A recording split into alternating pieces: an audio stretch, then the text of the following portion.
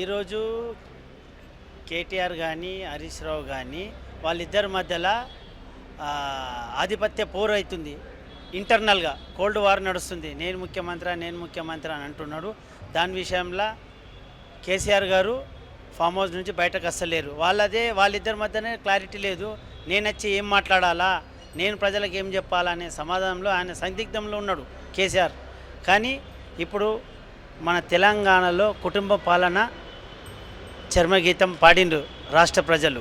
ఆయన కేసీఆర్ గురించి, కేటీఆర్ గురించి, హరీష్ రావు గురించి మాట్లాడడం అది మీకు, మాకు, మనకు అంత మంచిది కాదు. ఎందుకంటే అది అయిపోయింది. ఇక అయిపోయిన అధ్యాయం గురించి ఇంకా మనం మాట్లాడే చెప్పుడు అది కరెక్ట్ కాదు. ఇంకోటి, రాష్ట్రంలో రేవంత్ అన్న గారు ముఖ్యమంత్రి అయిన తర్వాత ఇప్పుడు మొన్ననే రీసెంట్లీ వడ్లకు 500 బోనస్ ఇచ్చిండ్రు. అంటే మీరు అర్థం చేసుకోండి, క్వింటాల్కి అంతే కదా, క్వింటాల్కి 500 సన్న 500 బోనస్ ఇచ్చిండు. బోనస్ ఇచ్చిందంటే రాష్ట్రంలో ఉన్న రైతు సోదరులందరూ హర్షం వ్యక్తం చేసిండ్రు. మేము కాంగ్రెస్ పార్టీని అంతమొందించాలని ఇంటర్నల్గా బీజేపీ కానీ టీఆర్ఎస్ కానీ ఏకమైనా కానీ Congress party never done India. Congress పార్టీని చరిత్రని మరిపే ఏ పార్టీకి దమ్ము ధైర్యం లేదు. రేవంత్ అన్న ప్రజల కోసము ప్రతి క్షణము అహర్నిశలు పాటుపడుతున్నాడు. ఈరోజు రేవంత్ అన్న ప్రతి నిమిషం ప్రజల కోసం ఆలోచిస్తున్నాడు. ప్రజలకు ఏం చేస్తే బాగుంటుంది రాష్ట్రంలో.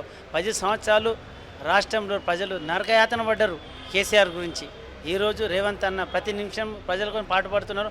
అయినా కానీ రేవంత్ అన్న మీద ఈ ముగ్గురు అది ఇద్దరు మాట్లాడుతున్నారు. ఈ ఇద్దరు వాళ్ళకే సౌద్యం లేదు మా గురించి మాట్లాడేది. మా కాంగ్రెస్ పార్టీ స్వాతంత్రం ఇచ్చిన పార్టీ. మా పార్టీ గురించి మాట్లాడితే మీద ఆకాశం మీద ఉమ్మేస్తే పడుతుంది అన్నట్టు ఇక మేము అన్నాం వాళ్ళ గురించి మాట్లాడము. ఇంకా మీరు చెప్పండి ఏంటి రేవంత్ అన్న ఈ మూసీ ప్రక్షాళన కోసము రాష్ట్రంలో మూసీలో ఉన్న ఎందరిమంది ఉన్నారు, వాళ్ళందరూ ప్రజలు ఉన్నారు కదా, ఆ ప్రజల కోసమే పాటుపడుతున్నాడు. వాళ్లకు మంచి సదుపాయాలు సమకూర్చా అంటుండ్రు. ఎందుకు మంచి చేస్తా అంటే మీద రాళ్ళేసేటోళ్ళు ఉన్నారు. వాళ్ళని పట్టించుకోడు మా రేవంత్ అన్న.